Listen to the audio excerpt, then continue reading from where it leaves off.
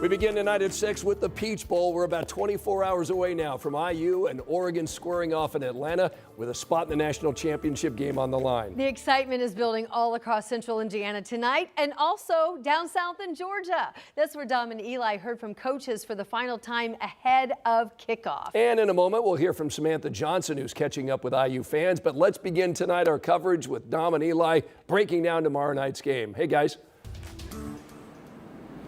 Hello, hello. It's a beautiful evening here in Atlanta. Mercedes-Benz Stadium looking like a spaceship, looking like the perfect stage for what's shaping up to be a great Peach Bowl in the college football playoff semifinal. I'm just ready to get this game going. I think so too. You talk about it enough. You're like, can we just get there already? Can we just get there already? It's been a crawl at this point, even just going back to earlier this week after winning the Rose Bowl last week. But the good thing that we do always enjoy during, these bowl game preparations is listening to these coaches talk because they're football guys, right? So they talk about their stories of how they got here. They talk about what their team has done different since the last time they faced. They talk about what exactly needs to be done in order to get the victory. And when these two coaches were asked at this morning's press conference, give me just two key factors on what it's going to take to win this game. And Curt Cignetti answered it in the only way Curt Cignetti could.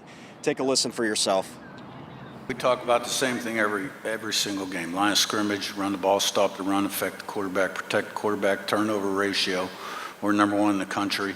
Explosive plays, runs plus 12, passes plus 15 on both sides. Critical situations, third, fourth down, red area, 2 minutes before the half end of the game.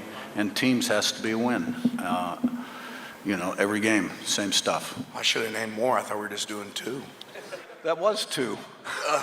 God dang, Coach. Cut from a different cloth. Curt Cignetti, you got to love the guy. Yeah. He just knows ball, football guy, X's and O's guy. He's addicted to it. And, he is happy. He is happy at some points. You'll hear more on that coming up tonight at 11. But we'll have all your coverage for you on WTHR Plus, of course, right here on Channel 13 as we get you set and ready for this highly anticipated matchup. This is going to be a great game. I think we can agree on that. Two great coaches, two great teams. But please stay with us here on WTHR. Flip over to the WTHR Plus because we'll have a full preview show of this Peach Bowl college football playoff semifinal. IU one game away from the national championship. For now, though, that's Eli. I'm Dom. We're going to send it to Sam Johnson, who's also here in Atlanta. Sam, what you got for us over there at the aquarium? Oh, you guys are joining us at the perfect time. Let's listen in. The marching 100 IU fans, cheerleaders are on the stage. Let's listen in.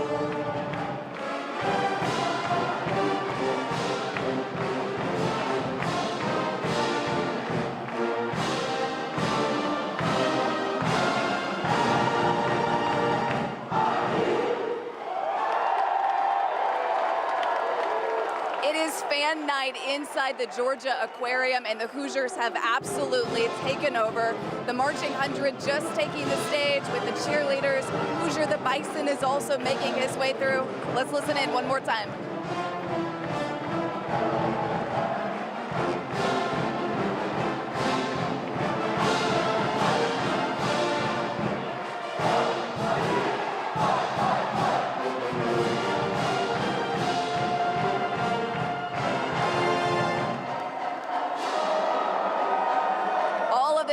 Getting us ready for kickoff tomorrow night, the Chick-fil-A Peach Bowl here in Atlanta, Georgia. And we have talked to so many fans today who tell us this is generational. This is something they had to come see in person to be part of such a historic moment for this university and for this football program. Guys, I can tell you they are really just getting started.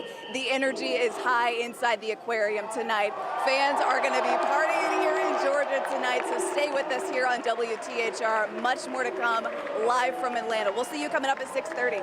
All right, Sam, I just want to say great job because I'm sure it was tempting to talk all about the report and everything you've seen there, but letting us hear that music without interruption really made us feel like we were part of it there, and we appreciate that so much. We love to hear those tunes from the IU band down in Atlanta. Thanks. And we're going to have a lot more as our crews have a special report tonight. It's coming up at 6:30 on our free streaming app, WTHR Plus. I just think they just play their game, run the ball, and then don't make mistakes like they usually don't, and the game will be ours. And more IU fans are heading down to Atlanta to watch tomorrow night's game at 6:15. Why they want to be there in person to cheer on the Hoosiers. Because why not? Why not? If you have the opportunity, go. If you've got the money, yeah. if you've got the time, if you've sure. got the heart, I mean, it's just so fun to be a part of it. Yes. You know? And it's drivable. Well, that's the thing. 8 hours, 500 Yeah. miles, you can still get down there. Of course, you got to buy a ticket. Right. Sure. But the weather won't be a problem. No, they are clear in terms of radar from here to there right now, which we'll check in just a minute. And really the football forecast for tomorrow looks great for the Peach Bowl. Temperatures will be in the upper 60s to around 70.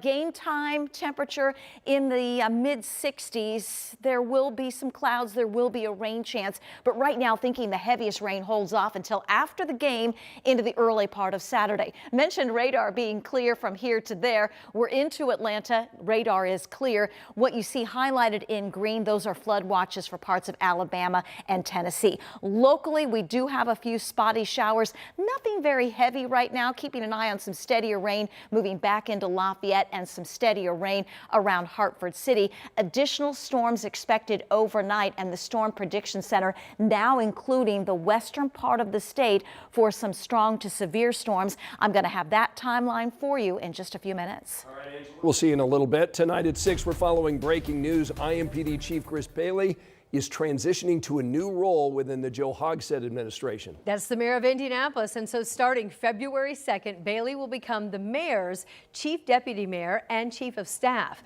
Now, Bailey's been working for Indianapolis for a long time. He served as the chief of IMPD for the last 2 years.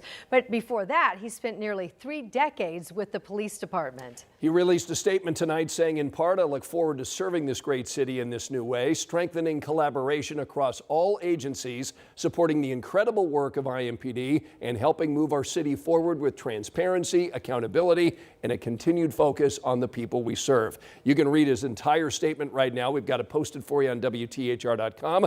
Mayor Hogsett said he will appoint new leadership for the police department in the coming weeks. Happening now, there is a group that you can see right here gathering live on Monument Circle. It's all part of anti-ICE demonstrations.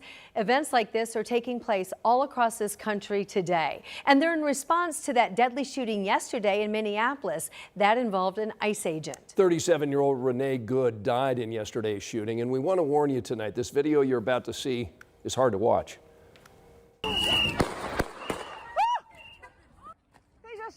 Somebody.